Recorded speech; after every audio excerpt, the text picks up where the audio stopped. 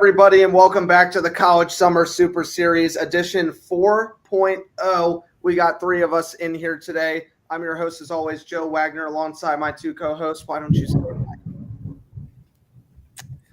Currently dealing with some thunder here in Middletown, Virginia, but that's not going to stop us. If the lights go out during the podcast, the show rolls on.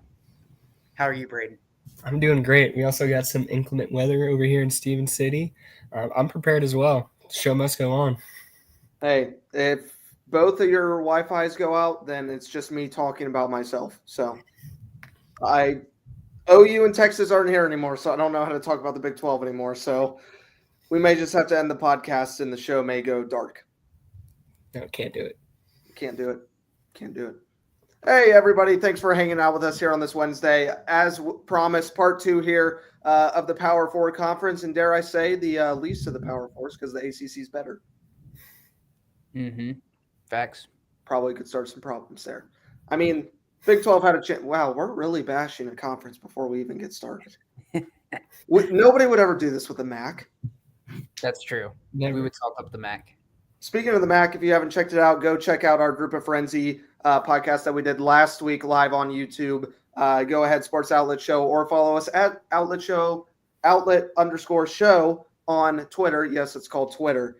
First and foremost, a little housekeeping here. Wanted to shout out here at the start, Alex Begune. Thank you for your awesome graphics and media content for us. We're looking for a social media specialist. So if anybody wants $10 and a Tootsie Roll, you're our guy or gal. Let's go ahead and kick it over. We'll go ahead and get started here with a team that was definitely an underperformer starting in 2024 with the Arizona Wildcats.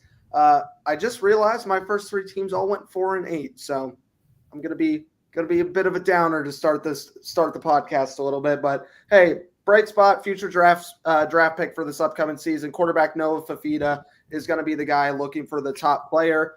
We'll kick over to the head coach first, Brent Brennan. Great name there, Brent. Brent Brennan, second season going in, obviously 4-8, replacing Jed Fish, who took his talents elsewhere to Washington University. And, we'll talk about them a little later on in the Big Ten. First of all, I did a little bit of digging on Brent Brennan, and I wanted to figure out how this guy got this job. If you look back to his time at San Jose State, he recorded 6 years there. At San Jose State in the Mountain West Conference, he went 34-48. And now we're transitioning to a Power 4 school who just had a top 10 draft pick in Tet McMillan. But his name's Brent, so he's got to be good. Yeah. To be seen with multiple Brents in the college football realm. But fair enough. Like I said, Noah Fafita, he's the redshirt junior quarterback that everybody has their eyes on. If anybody's going to Wildcat games this year, it's because they're looking at a future draft prospect in the top couple rounds. Fafita last year had a bit of an underwhelming performance. His 18-12 TD interception ratio just underneath that 3,000 mark. But it was really 2023 where he lit on fire, where he had 25 touchdowns and 6 interceptions, again, just under that 3,000 mark. He's eclipsed, but that's because he's fast with his legs. He's a dual quarterback. Tet McMillan, obviously not a powerhouse wide receiver available for him anymore. Interesting to see what Brent Brennan's going to be able to give him this upcoming season. In the portal, they actually went after a team that we just talked about last week, about to join the Pac-12, Texas State Bobcat Ismail Madhi. Went off last year with 991 yards and 4 touchdowns in the belt. But the year before, just like Fafita, he was even more impressive, running for 1,300 yards and 10 touchdowns. So if both these players can get back to 2023 form, the Wildcat offense might be okay, and they may be looking for a new head coach as well. Their over-under wins was set at 5.5. I think that's as fair as it gets. They have a little bit of a tough schedule, but that marquee matchup to watch is going to see how in week 3 they match up against the Kansas State Wildcats. I think that's going to be something instantly. We have a Wildcat battle on the corner. It's going to be in Arizona. So, there's nowhere to hide for Fafita in this offense, and obviously needs some help from the defensive side of the ball as well. But we'll get to the other Wildcats later on. Final projection here for Arizona is going to be 6-6. I think they're going to be very mediocre at best. Floor at 4 and ceiling at 8, and there's not much in between, just like their record. So not too much high hopes, but I may have just gotten put on blast by Brett Farrar. So Wildcat guy. Let's turn it over to the team that got dead last year, right, Brent? Dead last? Braden would have predicted that. But no, seriously, everything about Arizona State in 2024 was a ton of fun. Cam Scadabo bulldozing defenses, over 1,700 rushing yards, 21 touchdowns, to Sam Leavitt slinging absolute darts. The 11-3 season ended with a Big 12 title and a near upset of Texas in the college football playoff. That's how much these Arizona State Sun Devils overperformed last year. And through it all, no one was having more fun than head coach Kenny Dillingham, whose energy fueled every Wild moment. Now in year 3, he's 14-12 overall. Dillingham returns with a superstar quarterback in Sam Leavitt, who tossed 24 touchdowns, ran for 5 more, and nearly hit 3,000 passing yards. I truly believe that he could be one of the best quarterbacks this season and could even put himself in the Heisman conversation. But he's going to need wide receiver Jordan Tyson to do it. The junior had 75 catches, 1,101 yards, and 10 touchdowns before hurting himself late last year. But he's back healthy for 2025, and the passing game will continue to be dangerous. But, guys, we got to talk about the elephant-sized hole in the backfield. Cam Scadabo, he's off to my New York Giants, baby. And replacing his 2,300-plus yards of total offense will not be easy. Now the offense fully rests on Leavitt's arm. And last year, ASU was 10-0 when he completed over 60% of his throws. When he didn't, just 1-3. And that was because Scadabo rushed for 262 yards in that game. So he truly carried that game. Overall, my top transfer in is cornerback Nyland Green from Georgia. He had injury setbacks that kept him quiet in Athens, but his talent is real. He'll be a valuable addition to an already stacked corner room. My floor for this team is 8 wins if the run game flops and Leavitt gets off rhythm. But my ceiling, and probably a little bit more realistic in my opinion, is 12 wins if the offense stays explosive and the D holds steady.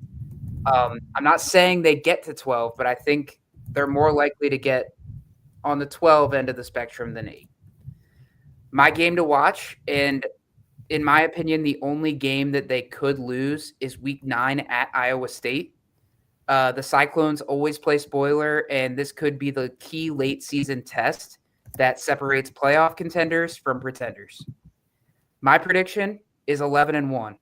I think Leavitt's the real deal. Tyson is a cemented top 5 receiver in all of college football. And if the defense and run game hold up just enough, the Sun Devils are headed for another title shot and maybe even more. That's just my opinion. I'm glad you gave some insight into the Sun Devils, Brent, because my fun fact was waiting for you to give it is Arizona and Arizona State. I know we liked the Battle of the Golden Screwdriver last week, which was a good one for Fresno State and Hawaii. Thought I'd bring one back for you here today with when Arizona State and Arizona play. This is a pretty good name. It's called Duel in the Desert between the Wildcats and the Sun Devils. Pretty good name. That'd be accurate for Arizona. All time. The Wildcats are leading 51-46-1, but the Sun Devils on November 28th, that rivalry week, have a chance to make it 47. So, and I think they will. Yep. Well, I guess we're going to go back to back with the players in our graphics for teams. Braden, tell me about the Bears. The Baylor Bears, 8-5 last year. They went 6-3 in the conference. They did lose their bowl game against LSU. That was the Texas Bowl. They lost 44-31. Their head coach, Dave Arenado, is going into his 6th season. He's 31-30 overall, so just around 500 for them so far. My top player for them to watch is going to be their quarterback, Sawyer Robertson. He's a senior. Last year, he got over 3,000 yards, 28 touchdowns, so only 8 interceptions, and he got on the ground 4 times as well. Their top transfer coming in is going to be Matthew Fobbs-White. He's a junior linebacker from Tulane. He had 5 sacks in 2 years with them, but somebody's going to be taking a stand in this defense, and I think it's going to be him. Their over-under win total this year is set for 7.5, and I think that's fairly realistic.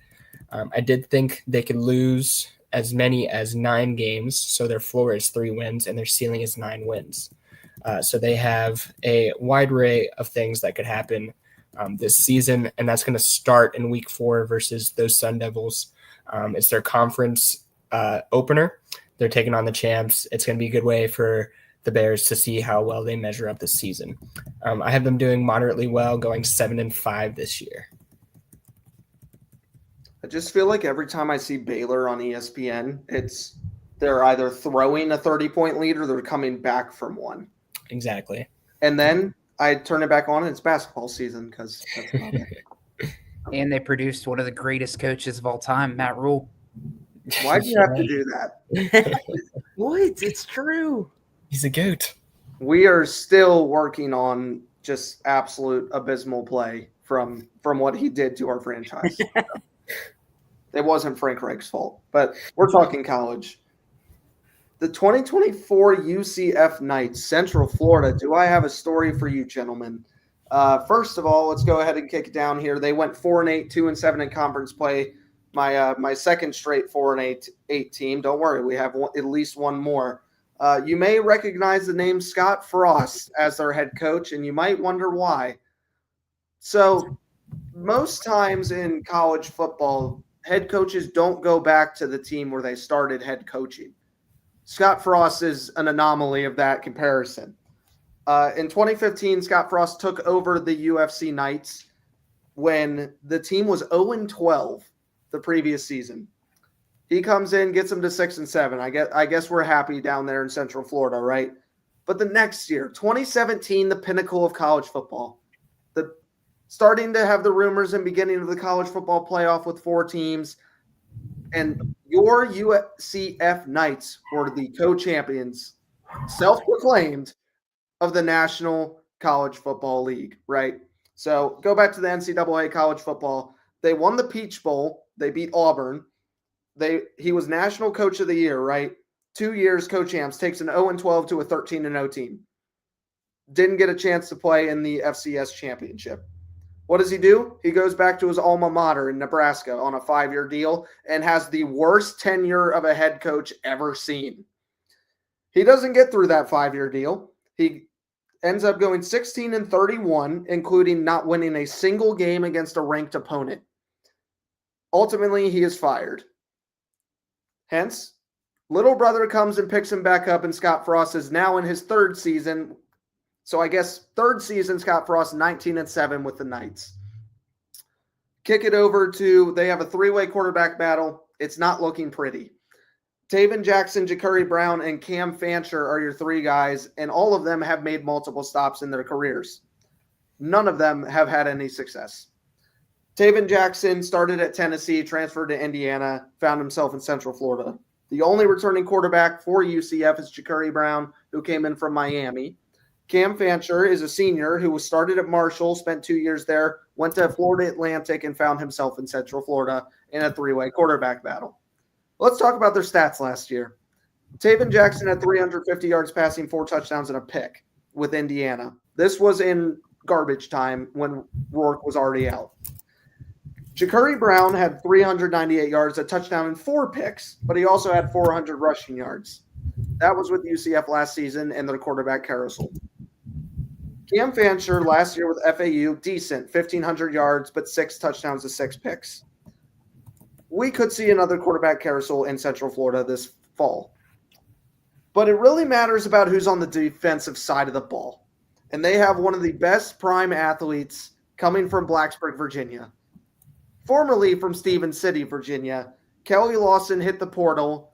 Very sad to have lost him. Kelly's a great player and a better dude, but wish him the best at UCF down in Orlando. Had 40 tackles and 20 solo last year with the Hokies, 4 pass deflections and a pick. And guys, you might find this funny to hear. His last sack was in the building that we were in the Military Bowl against Tulane. Nice. So little fun fact for you. Continue on with UCF. Their defense should be loaded this year. They have a star safety in the backfield. Obviously, Kelly is in their top 5 players as well, when he hit the portal. Their over-under just set at 5.5 because I think their offense is going to be horrific. Scott Frost is more of a defensive-minded coach anyways. Their floor is set at 5 for me, and their ceiling is set at 8.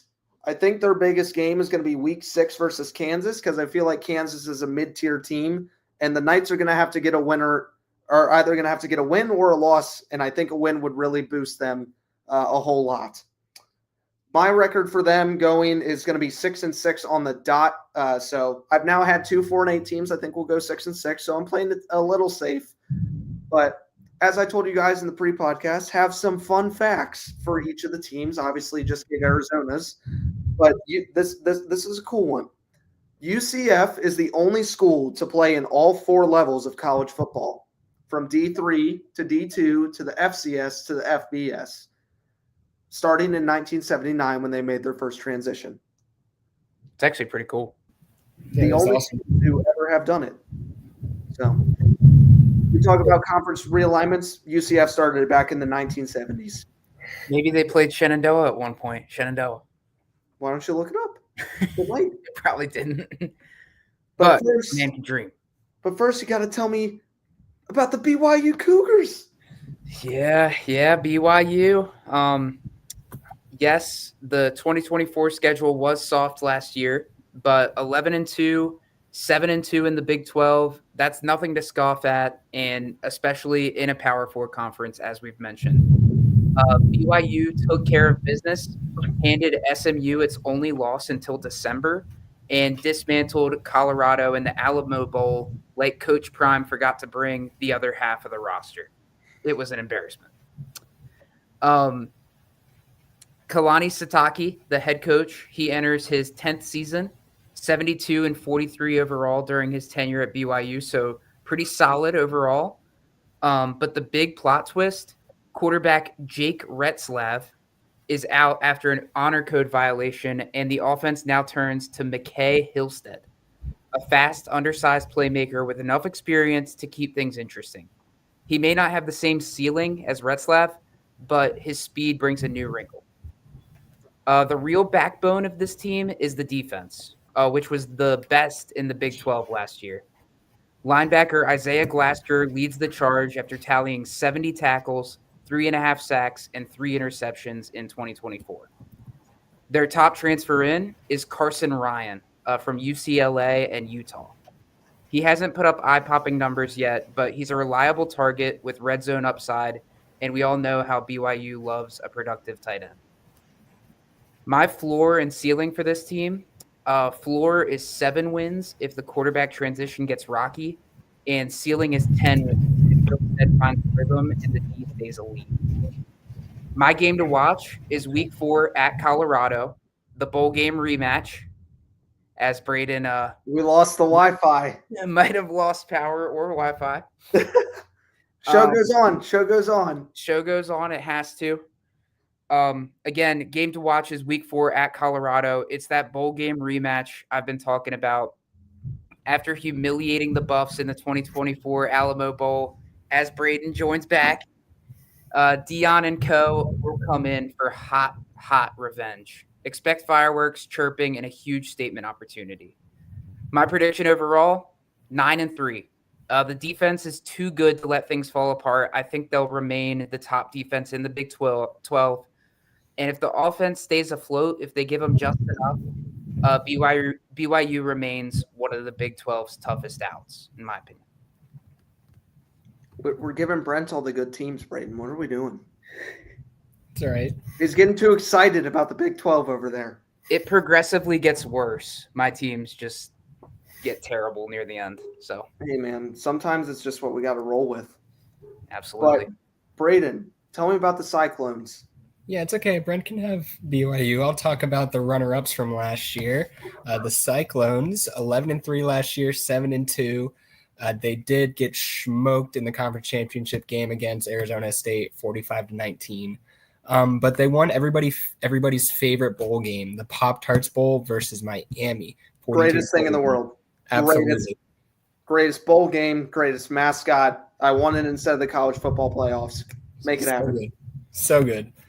Head coach Matt Campbell is going into his 10th season. He's 99-66, searching for that 100th win. We'll see if he gets it this year. With quarterback Rocco Becht, it'll probably be pretty easy. He's a junior.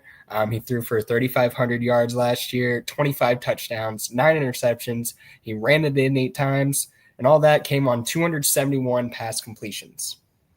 Now, 167 of those completions are off to Houston. Jalen Noel and Jaden Higgins both got drafted to the Texans. So somebody's going to have to come in and fill a little bit of that void. And for me, that's going to be Chase Sewell. He's a junior wide receiver out of ECU. Last year, he had 678 yards and 3 touchdowns in only 9 games. And if he's the number one option, he'll get volume, as Jalen Noel and Jaden Higgins did as well. Their over-under is set at 7.5. I think that's also fair. I think I have them soaring a little bit higher, though. Their floor for me is 7 wins, and their ceiling is 12. And we're going to see that all come to head in Week 11 versus Arizona State. The conference championship rematch with both teams hoping to relive the magic of last year. Neither team was expected to be in that conference championship game, so tensions are going to be high in Week 11. I have them going 8-4 this year, taking a little bit of a step down, but still an all-around great season. Can you guys guess what is the record of my next team? I'm going to guess maybe 4 wins. Okay. 8 losses. You guys are just winning lines today. Wow. I'm going to talk about the better Cougars, better than BYU. The Houston Cougars, who were just an absolute disappointment and wasted Donovan Smith's senior year last season. Just honestly should have been something. Should have been able to have a star player like that and be able to go out and have him get drafted. And that didn't happen because this offense just was really, really bad, hence the 4-8 record. A couple light spots for them is Willie Fritz is coming back into his second year. He is 4-8, obviously, going in his tenure. Guys, you may recognize that name. Was the Tulane head coach from 2016 to 2023, but got beat so bad in the Military Bowl that he had to run to Houston. So I know he didn't coach in that game. Anyways, continuing on, tight end, Tanner, I don't know how to fully pronounce this, so I apologize. Tanner Koziel. He is a Ball State. There's your MAC mention, Braden. He is a MAC man from Ball State from 22 to 24. Had a monster breakout year in the MAC last year with 94 receptions, just over 800 yards eclipsed, and then he had 8 touchdowns in the red zone as well. He's a beast, so expect him to give the Cougars a little bit of promise on the offensive side of the ball. The other wild card on how can the Houston Cougars win the Big 12? It's if they can get the full use of former 4-star Connor Wegman from Texas A&M, who has not been able to stay healthy on the turf for 3 straight years as an Aggie. It was time for a change of scenery.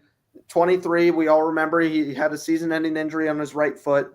24, he had an AC joint problem, tried to come back through it, ended up getting benched for Marcel Reed in the back half of the season, so only played about 6 games. He has had less than 1,000 yards passing in all 3 years, where he's been the prominent starter besides the Kellen Mond year going into the season for the Aggies. And, I mean, he started off hot, 8-0 with a touchdown INT ratio, trailed off to 8-2, and then last year just 3-5, and he just needs to figure it out this year because this kid's supposed to be something, and now's the time to be that someone. Going from SEC ball to Big 12, you can make your name really quickly. So intrigued to see if he's a 4-star recruit that they wanted out of high school, the Cougars could be a problem on offense as well. Their over-under set at 5.5, which I think is just around the right mark. Their floor is at 4 and their ceiling's at 7. I think their ceiling could get higher if Wegman plays well. My game to watch for them is going to be Week 3 when they're hosting Coach Primetime and the Colorado Buffaloes coming down to Houston. Think it's a huge opportunity for them to make a statement in the Big 12 of who they are and that they are not just a basketball school.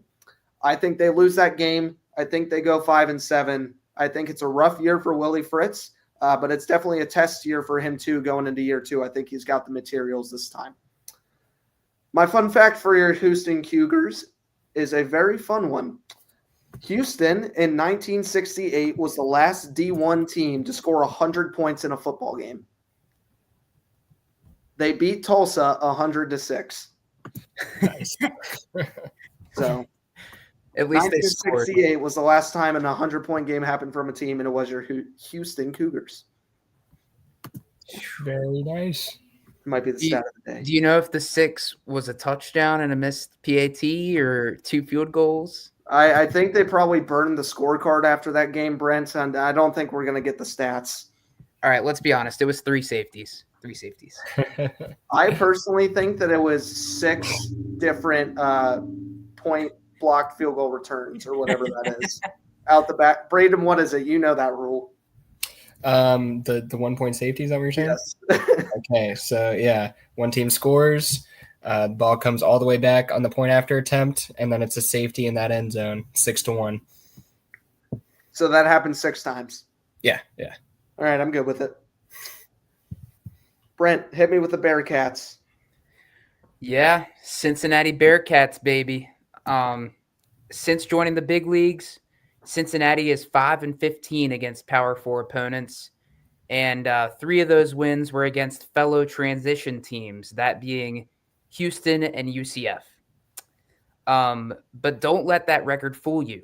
2024's 5-7 and 3-6 in the Big 12 season included a surprise win over eventual Big 12 champ Arizona State. And there are real signs of life in year 3 under Scott Satterfield, who is 8-16 overall during his tenure. This year, the Bearcats feel a lot more complete and more like a true Power 4 program. The offense quietly has a potential breakout star in quarterback Brendan Sorsby, a dual threat junior who ran for 9 touchdowns, threw for over 2,800 yards and 18 scores, and finished second on the team in rushing. If he can gel with a new batch of receivers, he could be all Big 12 level by season's end. He's one of the best quarterbacks in the conference. But the calling card is the defense, especially up front. Dante Corleone returns as one of the nastiest nose tackles in the country, a 320-pound chaos agent who anchors a front 7 featuring a great linebacking trio in Jonathan Thomas, Jack Golday, and Jack Dingle. Expect this group to punch above its weight. My top transfer in for Cincinnati is Joe Cotton, offensive tackle from South Dakota, who is 6'7", 315 pounds, and I think he could be an NFL left tackle one day. He's got the tools to potentially be there. And you know how South Dakota breeds those offensive linemen. Yep. My floor and ceiling for this team, floor is 5 wins if Sorsby regresses and the wide receivers can't step up, and 8 wins is the ceiling if the O-line holds and the defense lives up to its nasty reputation. My game to watch is Week 1 versus Nebraska. I really think it's a tone setter, beat a respected Big Ten team, and this season feels immediately different. My prediction is 7-5, which is huge. It might not sound great, but it's huge for Cincinnati.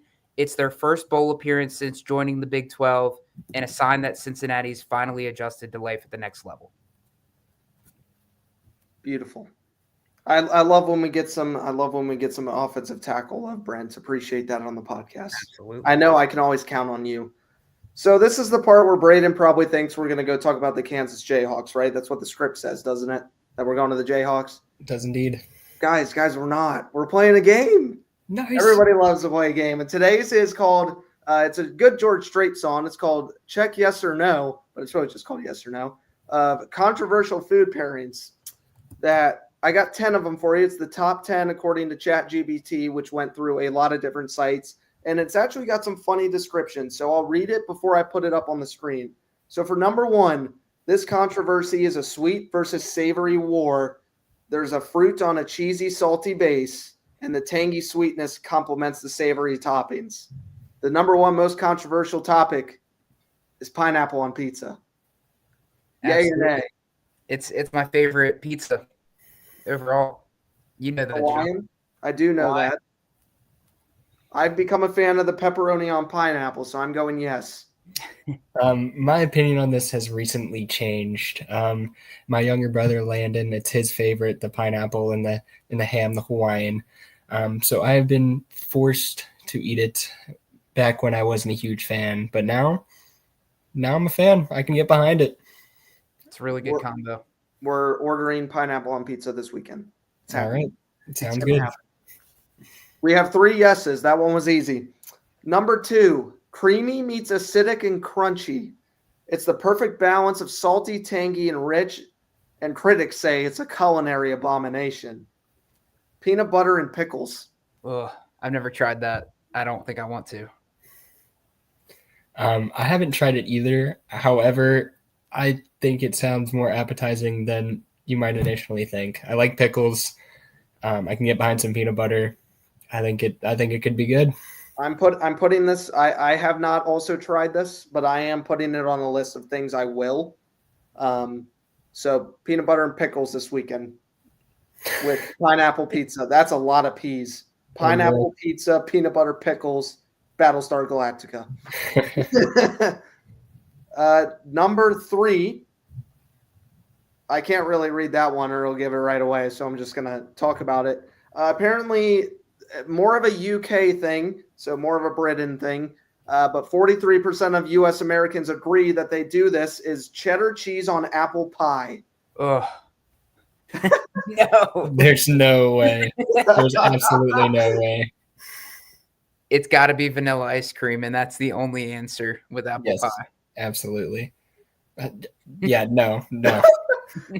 You wouldn't. What about cottage cheese, the chunky? No, that's worse. I think that's worse. I think this is a no for me. I will always try something one time, but I don't think I'd ever do this again. Pineapple on pizza I'll eat regularly. Peanut butter and pickles I could see, but I just don't see. Like, is it melted? Yeah. It would have to be. I feel It's like kind of nasty. just imagine like a Kraft single on top of it.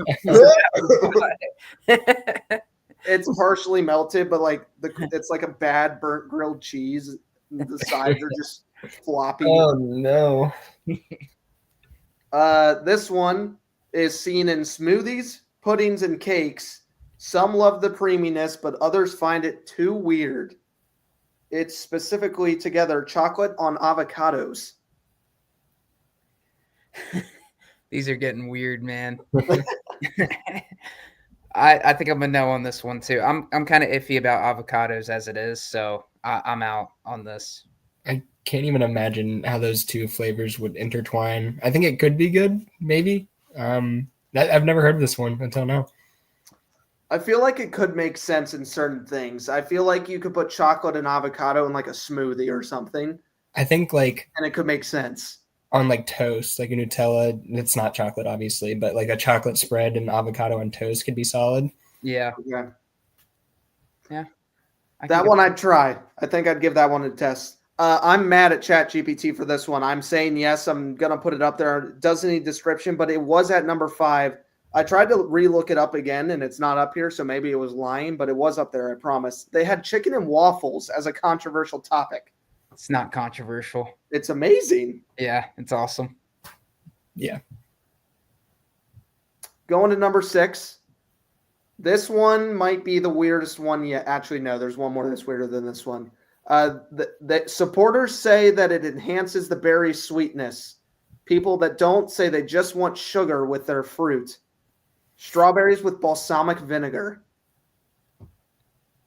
I'm trying to think if I've ever had like a salad like this, and I can't think of one.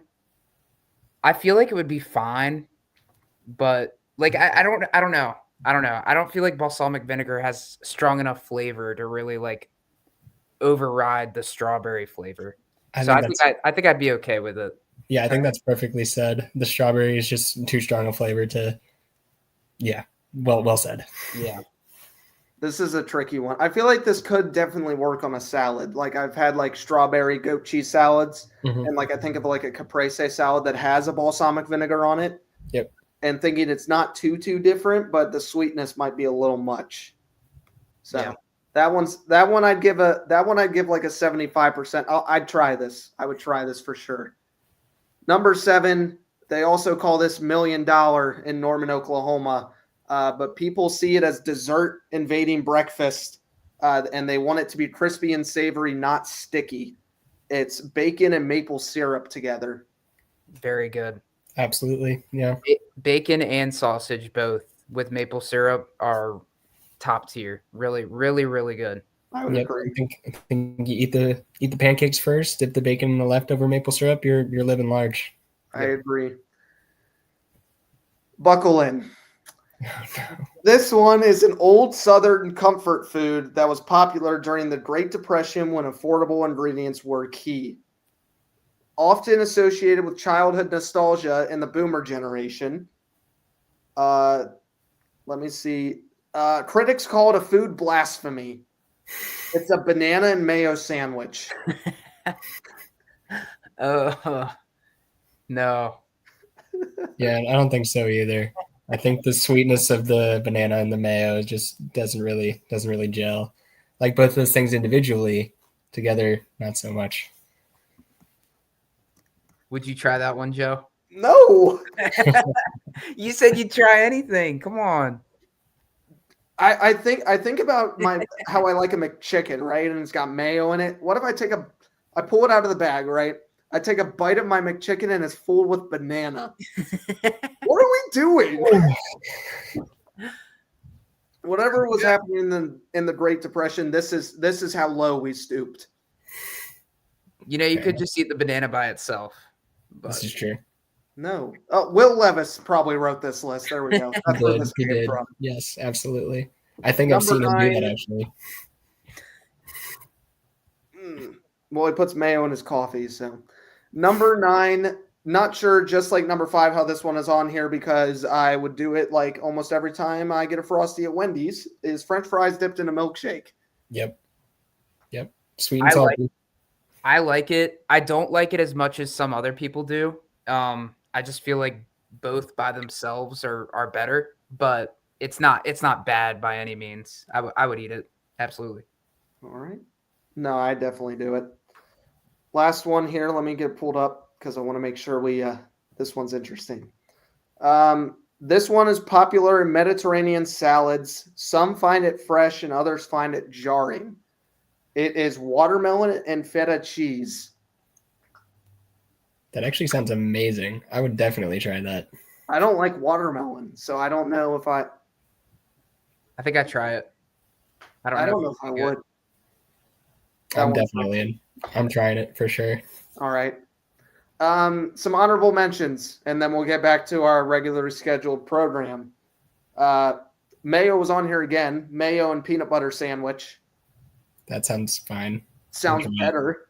Yeah. I think they were trolling us, but cereal with orange juice. There's no way. It's not a thing. Banana on pizza was on here as well. No. I'd try it.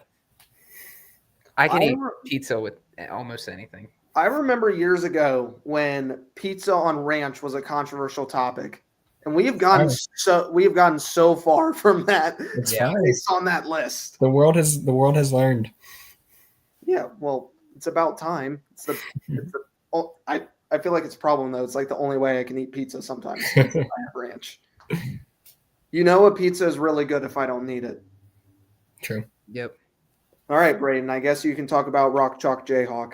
All right. Of the two of the teams I talked about last year in the Big 12, Brent already mentioned I was wrong about one, Arizona State. I already made an apology for that one when they made the playoffs, and rightfully so. They deserved it. But I remember very, very vividly saying last year that Kansas football was here to stay after their 9-3 season. I'd said if Jalen Daniels stays healthy, they might win the conference. He stayed healthy, and they went 5-7. I was very wrong about them as well. They went 8-4 in 2023. They won their bowl game. Their head coach, Lance Leipold, is in his 5th season, 22-28 with Kansas so far. back in his D3 days at Wisconsin Whitewater, he was 109-6 in the early or the mid 2000s to the early 2010s, and he won the D3 national championship 6 out of 8 years. So pretty good at the D3 level. Then he had a stint in Buffalo, so before coming to Kansas. So he's 59-61 overall as an FBS head coach. I mentioned Jalen Daniels earlier. He's still their quarterback. Last year, he threw for just under 2,500 yards, 14 touchdowns, and 12 interceptions.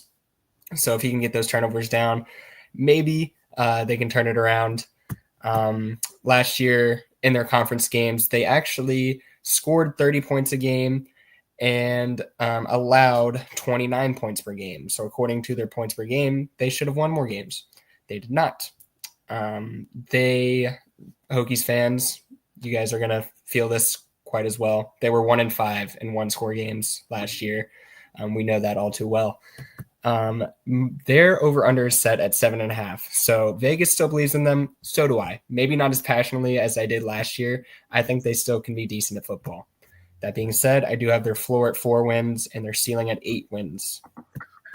I do have them. Their game to watch is going to be Week 10 versus Kansas State. They're coming off a bye. That's a tough opponent, in-state rivalry, so that'll be interesting for them. I have them going 7-5, taking a little bit of a step up this year, not quite back up to where they were in 2023.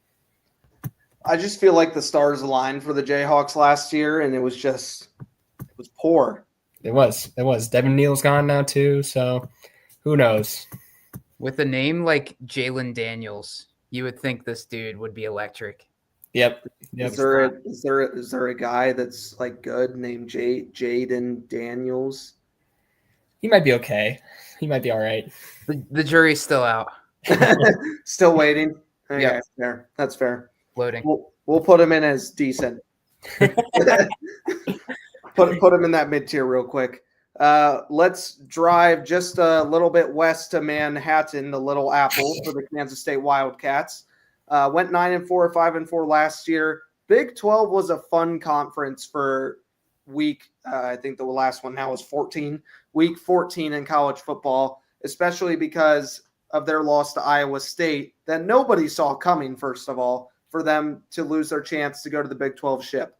Kansas State was the favorite going into that week to win the Big 12. They lose, Iowa State wins, Arizona State wins, and Arizona State is crowned champions. How can you not love college football? Come on. Going into the coach, Chris Kielman, here's your little factoid real quick. Your 4-time FCS national championship with NDSU. He was there for 4 years. He won 4 titles. So pretty decent record. He's going into his 7th year with the Wildcats. He's 48-28. Let's say this name for every single college summer super series. Avery Johnson, the Wildcat quarterback. Last year, he actually played pretty decently with 25 touchdowns, 10 interceptions. 2,700 yards passing. His problem was he turned the ball over in the worst possible times. We need to clean up those 10 interceptions, especially during we were talking about late game scenarios, Braden. So definitely need to clean those up. He is going to get a little bit of help on his guard side from J.B. Nelson, the big transfer from Penn State, who was all Big Ten honorable mention twice over the past 2 years. He's 6'5", 327 pounds, should command the offense well, and give Johnson an extra half a second, 0.2 seconds, which really makes a difference in a quarterback's life. Continuing on, they're over-under set at 8.5. I think their schedule is pretty decent, but they do have a Week 1 game in Dublin against Iowa State that is going to be a big one for them coming up this season. I think that's going to be a big game. So, despite the fact that it's just in Ireland. You're a believer. Good job, Brent. The Wildcats, I think that their floor is at 6. Their ceiling's at 11. I think they're right up there with Iowa State and Arizona State competing for this conference. Once again, I think they go 10-2. I think they have a couple games they could drop. But watch out for the Wildcats because unless I'm missing something, it's Avery Johnson's last season as a quarterback. He's been there forever. So you'd think, but we'll see. Your fun fact for the Wildcats, gentlemen. Kansas State's mascot, Willie the Wildcat, was the first college mascot to ever appear on a Wheaties cereal box. Nice. So there you go. That's Yes. how long he's been around. Brent, tell me about one of the best slot machines there is. Yep. The Buffaloes. The Buffaloes are a solid one. All right. Let's get this straight for a second. 9-4 and 7-2 in the Big 12. It doesn't need an asterisk. Sure, they didn't play Arizona State or Iowa State. Sure, they got hammered by BYU in the Alamo Bowl. And sure, they've only beaten 3 FBS teams with winning records over the past 2 years. One of them thanks to a Hail Mary. But Deion Sanders won 9 games with a program that went winless against FBS teams in 2022. That matters.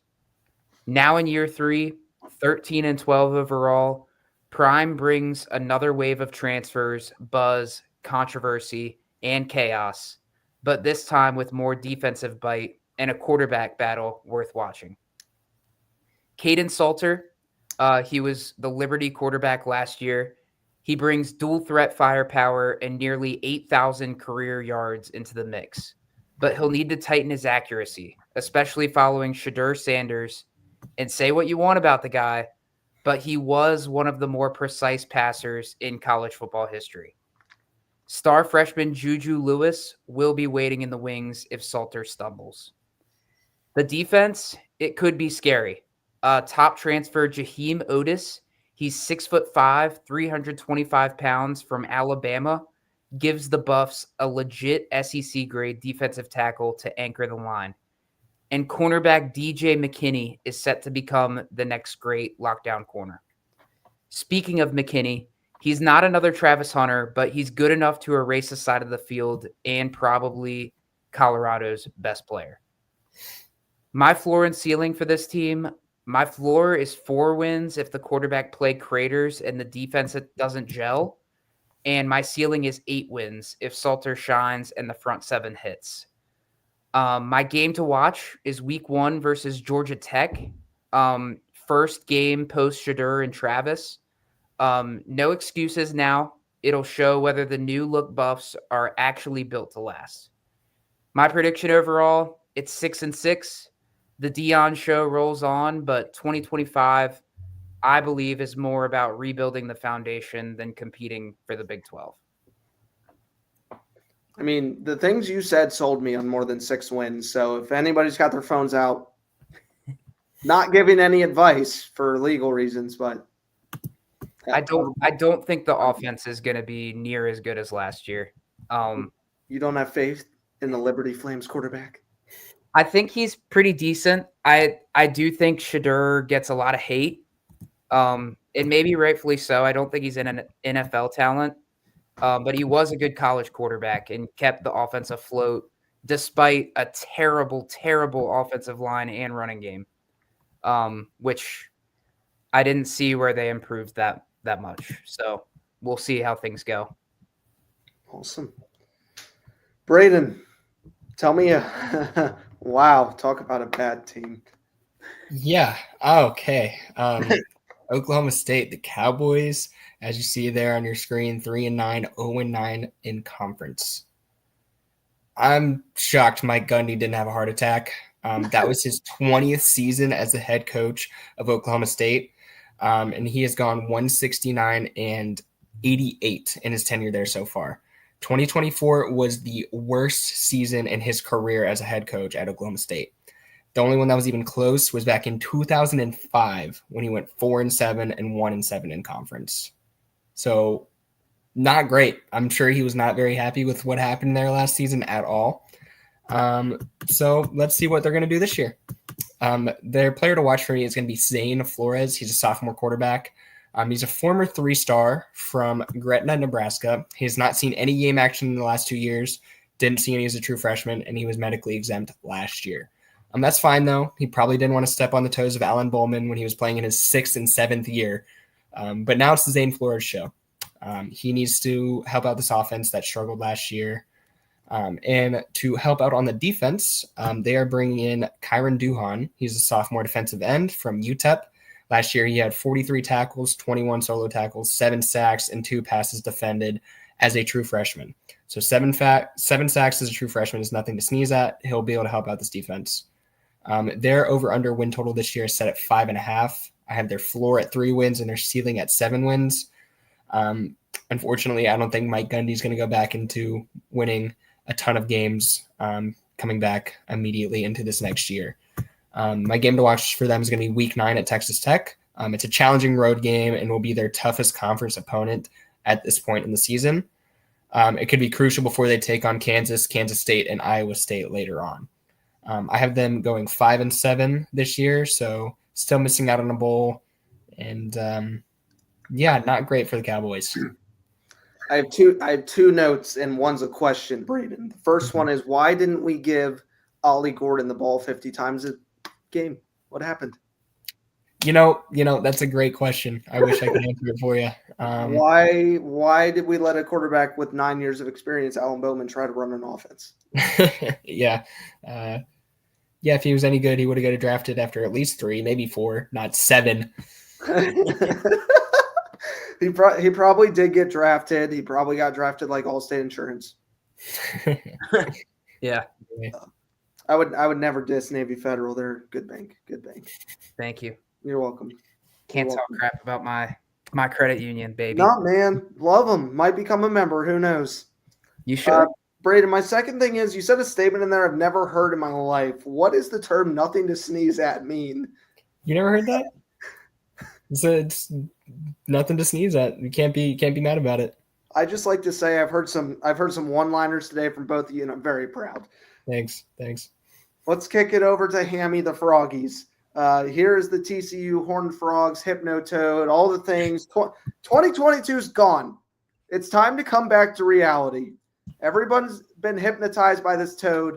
The Horned Frogs, Sonny Dykes, it's time to talk football. Obviously, a great debut year for Dykes, 12-0, yada, yada, yada. Worst, biggest college football loss in the championship ever, 65-7. Everybody says it as much as they say 28-3. Maybe not as much as 28-3, but pretty close. It's time to come back to reality in Fort Worth, Texas. And last year, I think Dykes and company did just that. Going 9-4, 6-3 is very respectable with the players they had on staff last season. I think Dykes has it figured out post Max Duggan. So I think this year is going to be a test year for him as well. But obviously 27-13 in his career as Dykes going into his 4th season. Josh Hoover's returning back for TCU. He actually had an exemplary year last season, throwing for almost 4,000 yards over the air. He had 27 touchdowns and 11 picks, negative 19 rushing yards, but we'll work on that this year. Coming in for the transfer, we talked about the Kibbe Dome last season, the Idaho Vandal. Jordan Dwyer is my guy to watch. In the Kibbe Dome, he had 78 receptions, 1,192 yards, and 12 tutties on the year.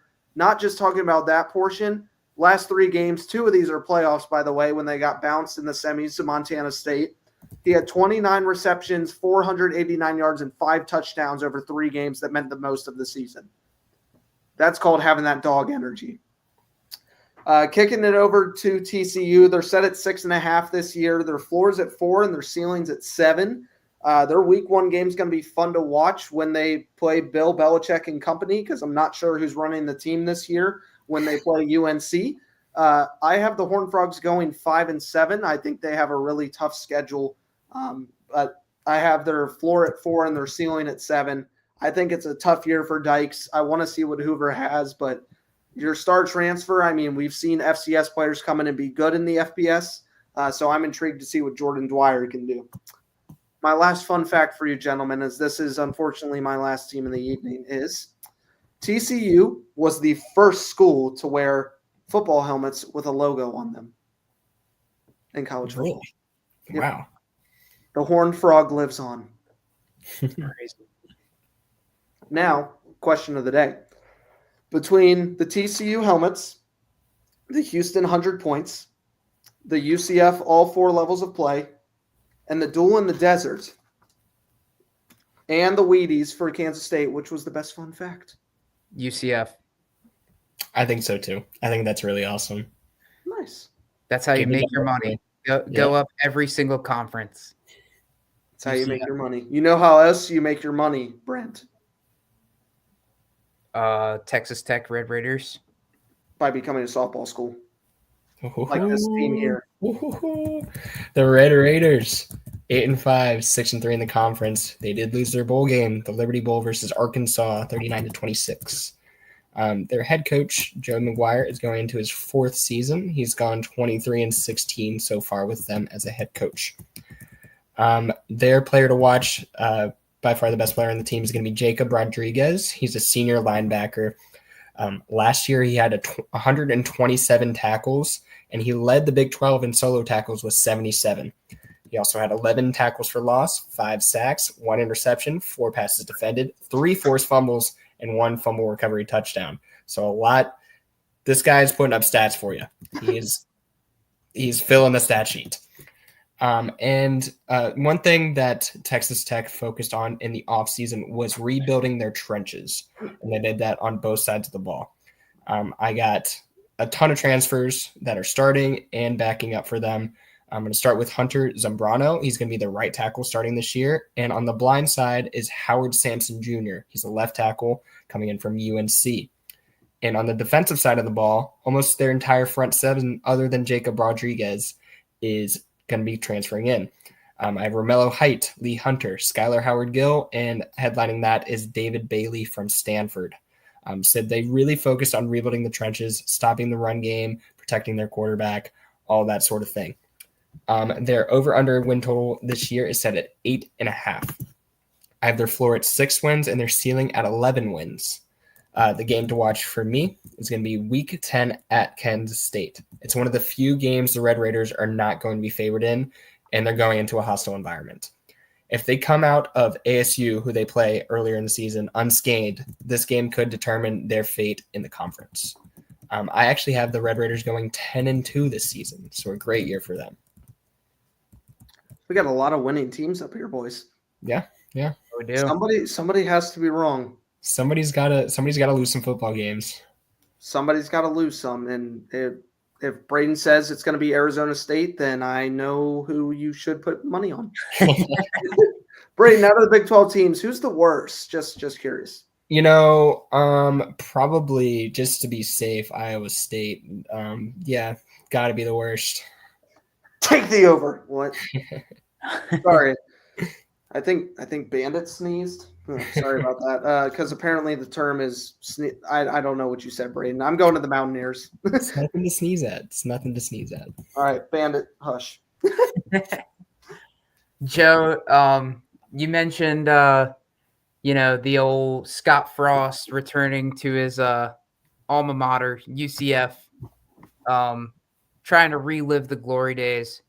Well, West Virginia, they must have taken some notes because they're doing the exact same thing.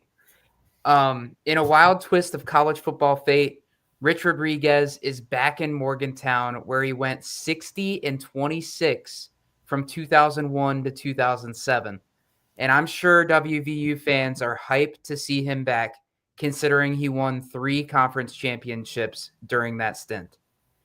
After a 6-7 season last year under the now departed Neil Brown, Rodriguez inherits a total rebuild, but also a chance to bring fun back to the program. The transfer portal is stacked with guys tailor-made for his system, and while it won't be perfect, it definitely won't be boring. The top player happens to be a transfer, and it's edge Jamori Robinson from UTSA, UTSA as I like to call him. He was the AAC Defensive Player of the Year. He had 10.5 sacks and 17 tackles for loss in 2024 and will instantly energize the defense. In the secondary, Fred Perry, he's a safety from Jacksonville State, and Michael Coates, a cornerback from Nevada. They're plug-and-play starters ready to hold it down in the back end. The quarterback for WVU, also a transfer, it's Nico Marchiol. He has the tools to run Rodriguez's speed attack, and wide receiver Cam Vaughn, Rodriguez's top guy at Jacksonville State, brings speed and chemistry. The only issue, he may be the only guy.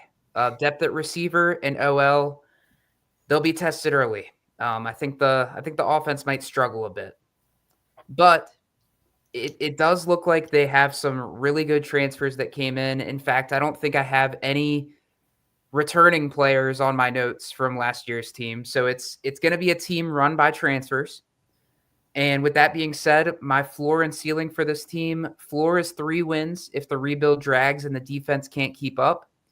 And ceiling is 6 wins if the offense gels early and the portal upgrades click, because they really need them to. My game to watch is week 3 versus Pitt. It's the backyard brawl. It's Rodriguez's first time coaching this rivalry in Morgantown. And I think if WVU pulls this off, the stadium's going to melt. Grease the light poles. Grease the light poles. Yep. The WVU is going to be hyped to have this guy back. If they beat Pitt, especially considering it's been 18 years since WVU was 1 loss away from a national title shot, spoiled by Pitt, I really think that this game means a lot to them. But my prediction overall, 5-7, still a year away, but the attitude shift under Rodriguez is real and something I just slightly worry about as a Hokie fan. Uh-oh. I like this coach. I really do. It's okay. We don't play him for a while. You still got that rivalry, though. It's true. Trophy. Black Diamond Trophy is still sitting in Morgantown. Yes. We got rocked last time they came to Lane, but we're not talking about the ACC. Braden, tell me about the team that literally runs the Big 12. Yeah. This team was going to come in from the Pac-12 that was defunct and just stomp all over the Big 12. They were going to be the new big dogs. Didn't happen last year. 5-7, 2-7 in conference. They did not own the Big 12 to start out. They did not rise to the occasion. Exactly. The Utes actually started 4-0, so they were looking solid, and then they lost 7 straight football games. So rough stretch for them there. Their head coach, Kyle Whittingham, is also going into his 21st season. He was 167-86 so far, and much like Mike Gundy, 2024 was also tied for his worst in his tenure at Utah. He went 5-7 twice before in 2012 and 2013, and that was the second and third year that Utah joined the Pac-12. As we know, things looked up for him after that. Utah was a team to be reckoned with in the Pac-12, and they won the Pac-12 back in 21-22 of the 2020s. So Kyle Whittington has seen his lows before when joining a new conference, and lucky for him, things should be looking up, I think. Maybe not immediately, but the pieces are starting to fall into place. They have Tao Johnson Jr. He is their free safety. He had 70 tackles last year, 41 of them solo, 2 tackles for loss, 1 interception, 4 passes deflected, and 1 forced fumble. Their defense looks really solid, especially that safety duo. They also have Snowden Smith there as a safety as well, and a nickelback. He plays a little bit of a hybrid. Unlike Texas Tech, they focused their offseason on the skill positions. They are bringing in a running back, Wayshawn Parker, sophomore out of Washington State. Last year, he had 735 rush yards, 4 touchdowns on 5.4 yards per carry. But that's not where the rushing is planning on being come from, most of it anyway. They also brought in a quarterback, Devin Dampier Jr., out of New Mexico. Last year, he threw for just over 2,700 yards, 12 touchdowns, and 12 interceptions. So again, get those interception numbers down. We should be solid. But I mentioned his rushing. 1,166 yards on the ground and 19 touchdowns. So those two are going to pair up really well together to form an amazing rushing offense. They also brought in an entire new slate of starting wide receivers, Tobias Merriweather, Larry Simmons, and Ryan Davis. So the skill positions, all brand new. If they can gel together, it's going to be an exciting thing to watch. Their over-under is set at 7.5. If those guys do not gel together immediately, like I said, the defense looks fine. They should be solid. But if the offense can't get it going, I can see them winning as little as 3 games. But if they do gel together, I can see them winning 9 games. So maybe things aren't going to go immediately back up to the dominance that Utah is used to seeing, but things are looking up. My game to watch is Week 4 versus Texas Tech. They're opening their conference play at home against one of the favorites to win the Big 12. It's a chance to show that last year was a down year and they really can compete in this conference. I have them going 6-6 this year, going to their first bowl as a Big 12 conference member and looking towards the future. Love it. The Utah Utes, Big 12 champions of preseason 2024, and that's why they don't do preseason polls anymore, because the Sun Devils ruined it. So Yes, they did. They can't do it anymore. They took one page out of Braden's book. I wasn't the only one, okay? They watch the Sports Outlet show, man. They trust our guidance, and we let them down this time. It's okay. It's okay. Braden fueled that Big 12 championship win for Arizona. Yeah, they had my segment on the locker room. They watched it before film every day. Cam Scatterbo's like sitting there like this, is like. Hey, one thing I will not apologize for. I did ASU 2 years in a row, and I highlighted him both years. He was always my player to watch. There we go. Good job, Braden. Thank you. And now you highlighted him straight to a rival, so congratulations. Yep. For years to come, you've cursed the Philadelphia Eagles. No. It's okay. You had your Super Bowls. It's our turn. Yeah. All right, fair enough. We can share. Did you see my comment, Braden? I said the Carolina Panthers are beginning their dynasty and winning 8 games this season. I don't mind it. I think that could be fun. It's a dynasty. Anyways, thanks for hanging out with us in the baby of the Power 4, the Big 12. Wow, I hope we don't get posted anywhere saying that. I'm just kidding. We're having fun.